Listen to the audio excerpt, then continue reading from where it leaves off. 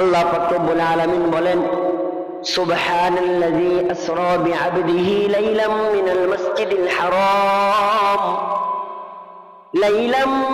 মাসজিদিল হারাম ইলাল মাসজিদিল আকসাল্লাযী বারাকনা হাওলাহু লিনুরিয়াহু মিন আয়াতিনা ইন্নাহু হুয়াস সামিউল বাসীর।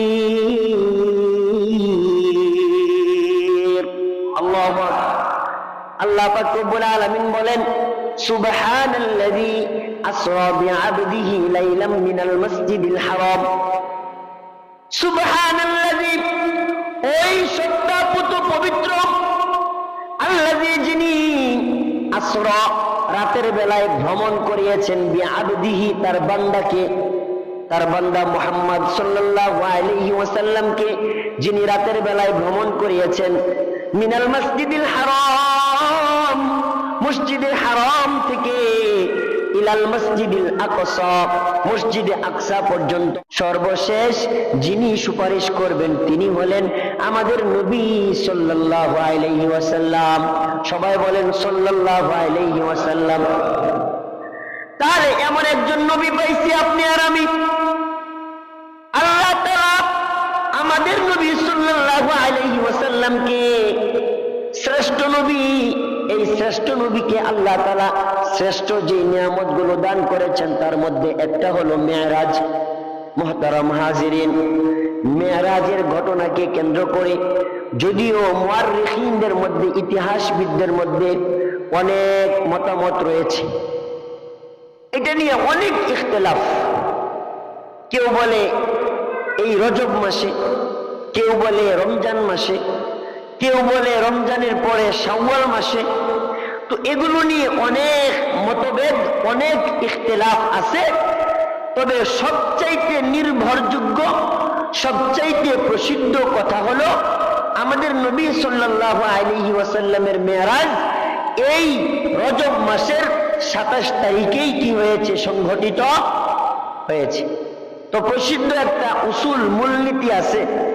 তো যেই বিষয় নিয়ে অনেক ইখতিলাফ হয়, বিভিন্ন রকমের মতভেদ থাকে, এই মতভেদপূর্ণ বিষয়ের ক্ষেত্রে একটা মূলনীতি হলো, এর মধ্যে সবচাইতে যেটা বেশি প্রসিদ্ধ এই মতটাকেই কি করতে হয়, গ্রহণ করতে হয়। তো মুহতারাম হাজিরিন, সেই ঘটনাকে কেন্দ্র করে, এই মূলনীতির উপর ভিত্তি করে আমরা বলতে পারি যে আমাদের নবী সাল্লাল্লাহু আলাইহি ওয়াসাল্লামের মেরাজের ঘটনা এই রজব মাসের 27 তারিখে সংঘটিত হয়েছে। রাসূল করিম সাল্লাল্লাহু আলাইহি ওয়াসাল্লামের মেরাজের এই ঘটনা স্বয়ং কোরআনের মাধ্যমে আল্লাহ তাআলা প্রমাণ দিয়েছেন, কোরআনের মাধ্যমে প্রতিষ্ঠিত, প্রমাণিত, হাদিসের মাধ্যমে, সহিহ মুতাওয়াতির হাদিসের মাধ্যমে এই মেরাজের ঘটনা প্রমাণিত। তবে এই মেরাজের মধ্যে দুইটি অংশ রয়েছে। বলেন মেরাজের মধ্যে কয়টা অংশ? মেরাজের ঘটনার মধ্যে কয়টা অংশ? দুইটা অংশ। এর মধ্যে প্রথম অংশকে বলা হয় ইসরা। প্রথম অংশকে কি বলে?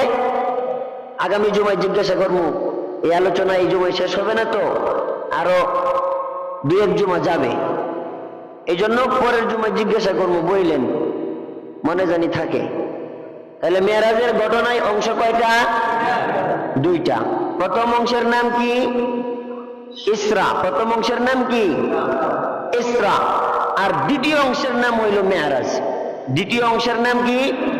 মেরাজ। ইসরা শব্দের অর্থ হইল রাত্রিকালীন ভ্রমণ করা। বলেন ইসরা শব্দের অর্থ কি? রাত্রিকালীন ভ্রমণ করা, রাত্রে ভ্রমণ করা। আর মেরাজের অর্থ হইল ঊর্ধ্বগমন করা। মেরাজ শব্দের অর্থ কি? ঊর্ধ্বগমন করা। তো ইসরা মানে রাত্রিকালীন যে গমনটা, আমাদের নবী সাল্লাল্লাহু আলাইহি ওয়াসাল্লামকে আল্লাহ তাআলা মক্কা থেকে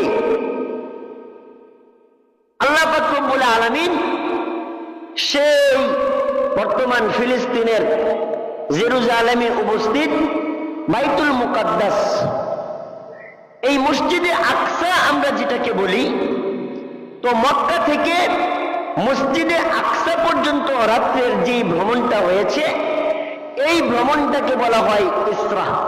বলেন তো এই ভ্রমণটাকে কি বলে? ইসরা। রাত্রিকালীন এই ভ্রমণটাকে ইসরা বলে। এটা কোরআনের দ্বারা প্রমাণিত। সুতরাং যদি কেউ কোনো ব্যক্তি রাসূলুল্লাহ সাল্লাল্লাহু আলাইহি ওয়াসাল্লামের এই মেরাজের এই ঘটনার এই ভ্রমণটাকে কেউ যদি বলে, অস্বীকার করে, তুচ্ছ তাচ্ছিল্য করে, তাহলে তার ঈমান নষ্ট হয়ে যাবে, সে মুরতাদ কাফের হয়ে যাবে। নাউযুবিল্লাহ। তাহলে ইসরাকে যদি কেউ অস্বীকার করে, যে কি ব্যাপার, খায়া কাম নাই তো, মক্কা থেকে সেই বাইতুল মুকাদ্দাস ফিলিস্তিন কত দূরের রাস্তা,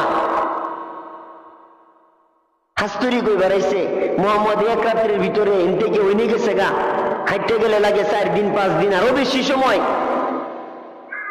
ওই সময়ে কি আর এত অত্যাধুনিক প্রযুক্তি, এত ভিআইপি আধুনিক প্রযুক্তির যানবাহন তখন ছিল যে আপনি ঘন্টায় আপনি বাইকে চড়ে 60 কিলোমিটার 70 কিলোমিটার 80 কিলোমিটার যাইবেন গা? তখন তো একমাত্র যানবাহন ছিল উট আর ঘোড়া, উট আর ঘোড়া, গাধা, খচ্চর, এগুলোর মধ্যে মানুষের যানবাহন ছিল। তো এইগুলো তো চইরে গেলেও ওখানে দীর্ঘ সময়ের দরকার। এখন যদি কেউ বলে এত দীর্ঘ বহুদিনের রাস্তা এক রাতের মধ্যে কেমনে গেল কেমনে আইলো, দূর, এটা আমার বিশ্বাসই হয় না।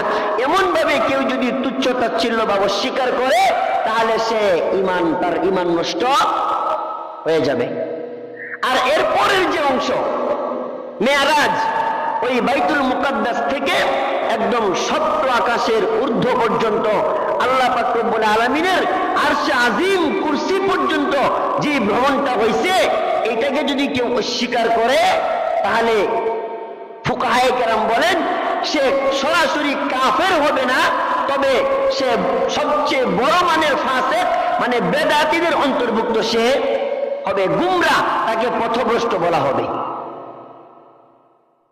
তো মুহতারাম হাজিরিন, আল্লাহ পাক রব্বুল আলামিন রাসূল করিম সাল্লাল্লাহু আলাইহি ওয়াসাল্লামের ঐতিহাসিক এই ঘটনাটাই আল্লাহ তাআলা সূরাতুল বনী ইসরাঈলের প্রথম আয়াতের মধ্যে আল্লাহ তাআলা উল্লেখ করেছেন। আল্লাহ পাক রব্বুল আলামিন বলেন, সুবহানাল্লাযী আসরা বিআবদিহি লাইলাম মিনাল মাসজিদিল হারাম ইলাল মাসজিদিল আকসাল্লাযী বারাকনা হাওলাহু লিনুরিয়াহু মিন আয়াতিনা ইন্নাহু হুয়াস সামিউল বাসীর। আল্লাহু আকবার। আল্লাহ পাক রব্বুল আলামিন বলেন, সুবহানাল্লাযী আসরা বিআবদিহি লাইলাম মিনাল মাসজিদিল হারাম। সুবহানাল্লাযী, ওই সত্তাপুত পবিত্র, আল্লাযী, যিনি আসরা, রাতের বেলায় ভ্রমণ করিয়েছেন, বিআবদিহি, তার বান্দাকে, তার বান্দা মুহাম্মদ সাল্লাল্লাহু আলাইহি ওয়াসাল্লামকে যিনি রাতের বেলায় ভ্রমণ করিয়েছেন, মিনাল মাসজিদিল হারাম, মসজিদে হারাম থেকে, ইলাল মসজিদিল আকসা, মসজিদে আকসা পর্যন্ত। বলেন রাসূলের মেরাজের ভ্রমণ শুরু হয়েছে কোন জায়গা থেকে বলেন? মসজিদে হারাম মানে কাবা শরীফ। মসজিদে হারাম মানে কি? কাবা শরীফ। তাহলে রাসূলুল্লাহর মেরাজের ভ্রমণটা শুরু হয়েছে কোন জায়গা থেকে? কাবা শরীফ থেকে। প্রাথমিকভাবে স্টপেজ ছিল কোন পর্যন্ত? মসজিদে আকসা। একবারে এই পর্যন্ত গিয়া প্রথম স্টপেজ। মুহতারাম হাজিরিন, আল্লাহ পাক রব্বুল আলামিন এই যে ভ্রমণটা করিয়েছেন, আল্লাহ রাসূল সাল্লাল্লাহু আলাইহি ওয়াসাল্লামকে কেন এই ভ্রমণ করিয়েছেন?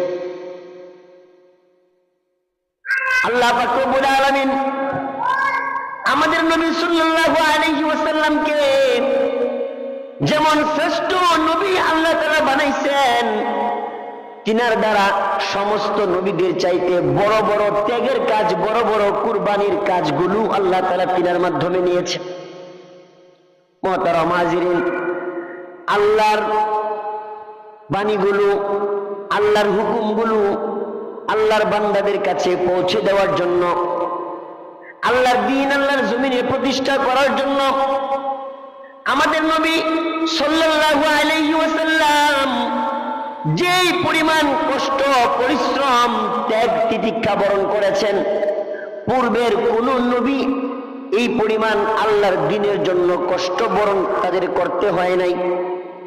পূর্বের নবীরাও অনেক নবী অনেক কষ্ট বরণ করেছেন। কেউ মাছের পেটে গেছেন, কেউ বা গাছের মধ্যে লুকায়া 2 টুকরা হয়ে গেছে, কোন নবী আগুনের ভেতরে পড়তে হইছে, আবার কোন নবীর সাগর পাড়ি দিয়া ওই পারে যাইতে হইছে। কিন্তু আমাদের নবীর মতো কষ্ট অন্য কোন নবী সহ্য করেন নাই, বরণ করেন নাই। মুহতারাম হাজিরিন, আমাদের নবী সাল্লাল্লাহু আলাইহি ওয়াসাল্লাম যখন তায়েফের সফরে গেছেন, ওখানে গিয়া তিনি দাওয়াত দিবেন, মক্কার মানুষের তিনার দাওয়াত কবুল করে না, উল্টো আরো যেইভাবে পারে সেইভাবে কষ্ট দেয়। মক্কার মুশরিকরা এমন কোন পন্থা, এমন কোন পদ্ধতি তারা বাদ রাখে নাই যেই পদ্ধতিতে মুহাম্মদকে কষ্ট দেওয়া যায়। এমন কোন সিস্টেম তারা বাদ রাখে নাই, যে যেইভাবে পারছে, যে যেই পদ্ধতিতে পারছে সেইভাবেই আমাদের নবী সাল্লাল্লাহু আলাইহি ওয়াসাল্লামের উপর আক্রমণ করেছে। কেউ সরাসরি শরীরে আক্রমণ করছে, কেউ কথা দিয়ে আক্রমণ করছে, কেউ পোলাপান পিছনে লেলাইয়া দিয়া পোলাপানের মাধ্যমে পাগল পাগল বইলা বইলা পিছনে দৌড়াইছে, আর এইভাবে যে যেইভাবে পারে সেইভাবে আক্রমণ করছে। মুহতারাম হাজিরিন, সর্বশেষ তায়েফে যখন গেছে, কষ্ট নিয়ে আজ ওই জায়গায় আমার অনেক আত্মীয় স্বজন আছে। মক্কার মানুষেরা আমার দাওয়াত কবুল করে নাই, তায়েফের মানুষ আমার আত্মীয় স্বজনের ওই এলাকা, হয়তোবা তারা আমার দ্বীনের দাওয়াতটা কি করবে, কবুল করবে। মুহতারাম হাজিরিন, নবুয়াতের 11তম বছরে, আল্লাহ রাসূল নবুয়াত প্রাপ্তির 11তম বছরে যখন তায়েফে, এই তায়েফ থেকে, তায়েফের সফর থেকে ফিরে আসছেন, তায়েফের লম্বা চূড়া ঘটনা, অনেক করুণ করুণ কাহিনী আছে। যেহেতু তায়েফের ঘটনা বলা উদ্দেশ্য না, এই কারণে ওই ঘটনা এড়িয়ে গেলাম। তায়েফের ঘটনা, ওই সফর থেকে ফিরে আসার পরে নবুয়াতের 11তম বছরে, কততম বছর বলেন? মেরাজের ঘটনা নবুয়াত প্রাপ্তির 11তম বছরে আল্লাহ রাসূল সাল্লাল্লাহু আলাইহি ওয়াসাল্লাম কাবার হাতিমে, ওই যে কাবা শরীফের পাশে যারা গেছেন, ধনুকের মতো একটা দেওয়াল দেওয়া আছে, একটা এরিয়া, এই এরিয়ার মধ্যে আল্লাহ রাসূল শুয়েছিলেন। মুহতারাম হাজিরিন, যখন বুক ভরা কষ্ট, মক্কার মানুষ ঈমান মানে না, যে যেইভাবে পড়ে সেইভাবে কষ্ট দেয়, পরিশেষে বড় আশা নিয়ে তিনি গিয়েছিলেন তায়েফ। তায়েফের মানুষ তো আরো বেশি কষ্ট দিয়েছে, এমনকি সেখানে তিনার দান পর্যন্ত শাহাদাত বরণ করিয়ে ফেলেছে। রাসূলুল্লাহ সাল্লাল্লাহু আলাইহি ওয়াসাল্লামের দেহকে ক্ষত বিক্ষত করে ফেলছে, পাথর দিয়ে আঘাত করতে করতে এমন ভাবে শরীর থেকে রক্ত ঝরাইছে, আল্লাহ রাসূল সাল্লাল্লাহু আলাইহি ওয়াসাল্লামের শরীরের জামাগুলো তিনার শরীরের সাথে লেগে যেত, এমন অবস্থা। এই হলো এক দুঃখ। দ্বিতীয় দুঃখ হইল, মুহতারাম হাজিরিন, শিয়াবে আবু তালেবের মধ্যে আল্লাহ রাসূল সাল্লাল্লাহু আলাইহি ওয়াসাল্লামকে অবরুদ্ধ করে রাখা হয়। সেই অবরোধের পরে আল্লাহ রাসূল সাল্লাল্লাহু আলাইহি ওয়াসাল্লামের সবচাইতে আস্থা এবং সবচাইতে নির্ভরযোগ্য শান্তির যে জায়গা, যে ব্যক্তি, আম্মা জান খাদিজাতুল কুবরা রাদিয়াল্লাহু তাআলা আনহা, তিনিও সেই নবুয়াতের এই যে 11তম বছরের আগে তায়েফের ঘটনার পরে তিনিও দুনিয়া থেকে বিদায় নিয়ে গেছেন। আল্লাহ রাসূল সাল্লাল্লাহু আলাইহি ওয়াসাল্লামকে সবচাইতে যিনি বিপদে আপদে সামনে পিছনে ডানে বামে থেকে সবচাইতে যিনি বেশি সাহস জুগিয়েছেন, যিনি সবচাইতে বেশি তিনাকে সহযোগিতা করেছেন, তিনি হইলেন আম্মা জান খাদিজাতুল কুবরা রাদিয়াল্লাহু তাআলা আনহা। তিনিও ইন্তেকাল করেছেন। ওইদিকে আল্লাহ রাসূল সাল্লাল্লাহু আলাইহি ওয়াসাল্লামের চাচা আবু তালেব, যিনি যদিও ইসলাম গ্রহণ করেন নাই কিন্তু তিনাকে আল্লাহ রাসূল সাল্লাল্লাহু আলাইহি ওয়াসাল্লাম এর চাচা আবু তালেব তিনাকে সবচাইতে বেশি সাপোর্ট এবং সবচাইতে বেশি সহযোগিতা করছে আবু তালেবে। কাফের থাকলেও ঈমান না আনলেও আবু তালেবের কারণে আমাদের নবী সাল্লাল্লাহু আলাইহি ওয়াসাল্লামকে একজনে একটা কটু কথা, একজনে একটা আঘাত করলে অন্তত হিসাব নিকাশ করে তারপরে সামনে কদম বাড়াইছে। আবু তালেবের কারণে সাহস করতে পারে নাই কেউ মুহাম্মদকে আক্রমণ করার। তো সেই চাচা আবু তালেব দুনিয়া থেকে চলে গেছেন। এক হইল খাদিজাতুল কুবরা দুনিয়া থেকে চলে গেছেন, এক কষ্ট, বড় কষ্ট। দ্বিতীয় নাম্বার তিনার চাচা সেও চলে গেছেন, যিনি ইসলামের ক্ষেত্রে, ইসলাম প্রতিষ্ঠা করার ক্ষেত্রে অনেক বড় একটা সাপোর্ট দিয়েছেন। তৃতীয়ত মক্কার মুশরিকরা ঈমান তো গ্রহণ করে নাই, উল্টো আরো নির্যাতন করে। মক্কার মুশরিকদের নির্যাতন সইতে না পেরে গেছেন তায়েফে। ওখানে যাওয়ার পরে ওখানের মুসলমানরা, ওখানের মানুষরাও তারাও ঈমান গ্রহণ করে নাই। মক্কার মুশরিকদের চাইতে আরো বড় কষ্ট দিয়া তারা সেখান থেকে তিনাকে বিদায় করেছেন। কষ্টের আর কোনো সীমা নাই। রাসূলুল্লাহ সাল্লাল্লাহু আলাইহি ওয়াসাল্লাম একদম পেরেশান। হায়রে, মক্কার মানুষও, মক্কার মুশরিকরাও ঈমান আনে না। তায়েফে গেলাম, সেখানকার মানুষও ঈমান আনে না। আল্লাহ তায়েফ থেকে ফেরার পরে আল্লাহ রাসূল ওই যে কাবার হাতিমের মধ্যে বসে বসে চিন্তা করেন, আল্লাহ আমি আমার দায়িত্ব বুঝি পালন করতে পারতেছি না। আল্লাহ আমি অনেক বড় দুর্বল। রব্বুল আলামিন আমার এই কওম, আমার গোত্রের মানুষ, আমার আত্মীয় স্বজন, এরা বুঝে নাই, এরা বুঝে নাই আমি কে। আল্লাহ এদেরকে আপনি ধ্বংস করিয়েন না। মুহতারাম হাজিরিন, পূর্বেকার অনেক নবী আছেন যারা উম্মতকে দাওয়াত দেওয়ার পরে একটা সময় দাওয়াত গ্রহণ না করার কারণে তাদের জন্য বদদুয়া পর্যন্ত করছেন। নূহ আলাইহিস সালাম বলছেন, রব্বি লা তাযার আলাল আরদি মিনাল কাফিরিনা দাইয়ারা, আল্লাহ একটা কাফেরকেও আপনি জমিনের উপর আর রাখিয়েন না, একটাও রাখবেন না। 950 বছর পর্যন্ত দাওয়াত দিলাম, আমার দাওয়াত কবুল কেউ করলো না, মাত্র 40 জন। আল্লাহ এরা ছাড়া যারা আছে সবাইকে ধ্বংস করে দেন। পৃথিবীর ইতিহাসে সবচাইতে বড় প্লাবন, সবচাইতে বড় বন্যা তৎকালীন যুগে হয়েছিল, যেটা নূহ আলাইহিস সালামের যুগে হয়েছে। ওই বন্যায় ঈমানদার ছাড়া বাকি যারা ছিল সবাইকে আল্লাহ তাআলা ধ্বংস করে দিয়েছেন।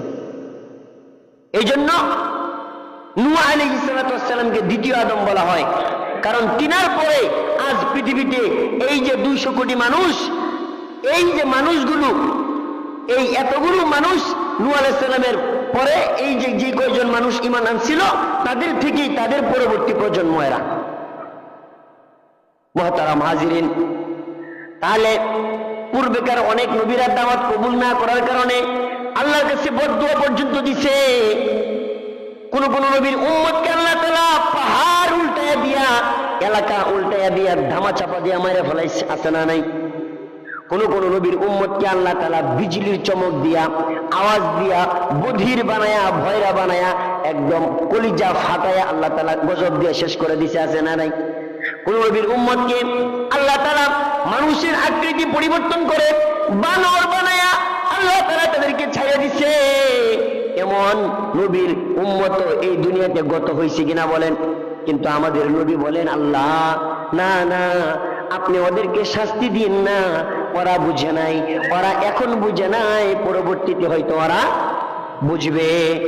আল্লাহ আমারই দুর্বলতা, আমি মনে হয় আমার কওমের লোকদেরকে সুন্দরভাবে বুঝাইতে পারতেছি না। আল্লাহ আপনি আমারে বুঝানোর তৌফিক দেন, আমারে ধৈর্য ধরার তৌফিক দেন। মুহতারাম হাজিরিন, এত এত কষ্ট সহ্য করার পরেও যিনি তিনার কওমের জন্য বদদুয়া করে না। জিবরাইল অনেকবার আসছে, ইয়া রাসূলুল্লাহ আপনি বলেন আমি এদেরকে একদম পাহাড় উল্টায় দিয়ে শেষ করে দেই না। আল্লাহ রাসূল যতবারই আসছে ততবারই তাকে না করছে, দরকার নাই। তারা বুঝতেছে না, হয়তোবা তাদের পরবর্তী প্রজন্ম আজকে বুঝে নাই, কালকে বুঝবে, কালকে না হয় পরশু বুঝবে। কিন্তু ধ্বংস করার দরকার নাই। মুহতারাম হাজিরিন, তো আমাদের নবী সাল্লাল্লাহু আলাইহি সাল্লাম বদদুয়া করেন নাই। তো এতগুলো কষ্ট, এত মনে ব্যথা নেওয়ার পরে আল্লাহ পাক রব্বুল আলামিন যখন দেখলেন রাসূলুল্লাহ সাল্লাল্লাহু আলাইহি ওয়াসাল্লামের কলিজা ফেটে চৌচির হয়ে যাচ্ছে, বুক ভরা ব্যথা, তিনি আর সহ্য করতে পারতেছেন না, তখন আল্লাহ তাআলা জিবরাইলকে পাঠিয়ে দিয়েছেন, যাও এবার আমার বন্ধুকে ডাইকে আমার কাছে নিয়ে আসো। আমি আমার বন্ধুকে আমার কাছে আইনা তার মনের যত দুঃখ, যত কষ্ট, যত ব্যথা, সব ব্যথা আজকে আমি আমার বন্ধুর সিনা থেকে বের করে দিব। আর জুড়ে বলেন সুবহানাল্লাহ। মুহতারাম হাজিরিন, এই যে আল্লাহ জিবরাইলকে পাঠিয়ে দিয়েছেন বুরাক নামক একটা যানবাহন দিয়া। এই বুরাক হাদিসের মধ্যে আসছে, বুখারী এবং মুসলিমের মধ্যে আসছে, এটা গাধা এবং খচ্চরের মতো এরকম একটা প্রাণী, যে প্রাণীটার কদম ফেলতো তার দৃষ্টির সীমানার শেষ পর্যন্ত, এক কদম দৃষ্টি যত দূর পর্যন্ত যায় তার একটা কদম ওই জায়গা থেকে ওই পর্যন্ত গিয়া পড়তো। সুবহানাল্লাহ কইবেন না? এমন কোন গতিওয়ালা যানবাহন পৃথিবীর মানুষ আজও পর্যন্ত আবিষ্কার করতে পারে নাই। কিয়ামত পর্যন্ত এইরকম গতিওয়ালা কোন যানবাহন পৃথিবীর কোন মানুষ আবিষ্কার করতে পারবে না।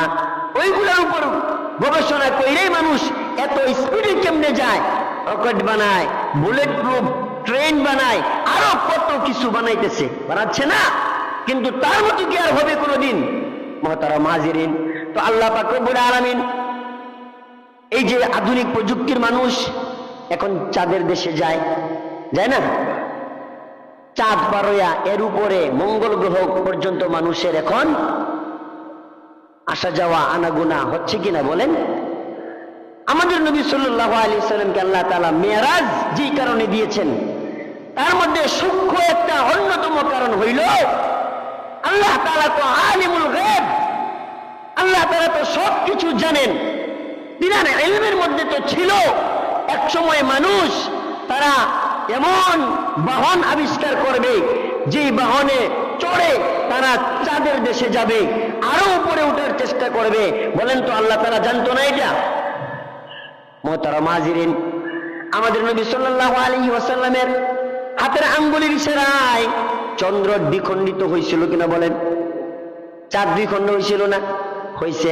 কিন্তু মুহতারাম হাজিরিন, যারা চাঁদের দেশে গেছে ওই বিজ্ঞানীরা ওই জায়গায় গিয়াও আমাদের নবী সাল্লাল্লাহু আলাইহি ওয়াসাল্লামের আঙ্গুলের ইশারায় ওই ১৫০০ বছর আগে যেই চাঁদ দ্বিখণ্ডিত হয়ে গিয়েছিল, দ্বিখণ্ডিত হওয়ার সেই চিহ্নটা সেই বিজ্ঞানীরা ওখানে গিয়ে বাস্তব সচক্ষে দেখতে পারছে। সুবহানাল্লাহ কইবেন না?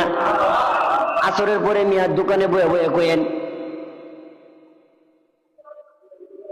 কিন্তু আজও পর্যন্ত কোনো বিজ্ঞানী ওখান থেকে আইসা যারা আবার দুনিয়াতে আসছে, আইসা এই কথা বলে নাই যে ওখানে নবীর এই যে নবীর যে আজিব আজিব যে ঘটনা মুজিজা, এই মুজিজার বাস্তব প্রমাণ আমরা ওইখানে দেখে আসছি। এই কথা না বলার একটা কারণ হলো যে এই কথা বললে মুহাম্মদ যে সত্য নবী, মুহাম্মদ যে তার ইশারায় যে চাঁদ দ্বিখণ্ডিত হয়েছে, এই কথা যদি ব্যাপকভাবে প্রচার করে, আজও এমন অনেক বেঈমান আছে, অনেক খ্রিস্টান আছে, অনেক ইহুদি আছে যারা এই তথ্যের উপর নির্ভর করে মুহাম্মদের ধর্ম ইসলাম নগদে কবুল করবে। এই ভয়ে তারা সেই তথ্য এখনো পর্যন্ত ফাঁস করে না। তো মুহতারাম হাজিরিন, সূক্ষ্ম যে ঘটনাটা বলতে চেয়েছিলাম সেটা হলো যে আল্লাহ তো জানতেন যে মানুষ তাদের দেশে যাবে, জানতেন না? যাবে।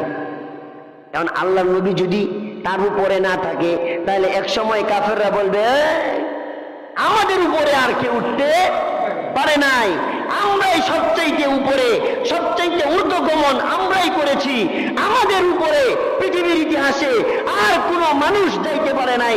বলেন এই কথা বলবে কিনা? বলবে না? কিন্তু আমাদের নবী তো সবচাইতে দামি, সবচাইতে শ্রেষ্ঠ, সবচাইতে বড় বিজ্ঞানীর বিজ্ঞানী, কথা বলেন ঠিক কিনা?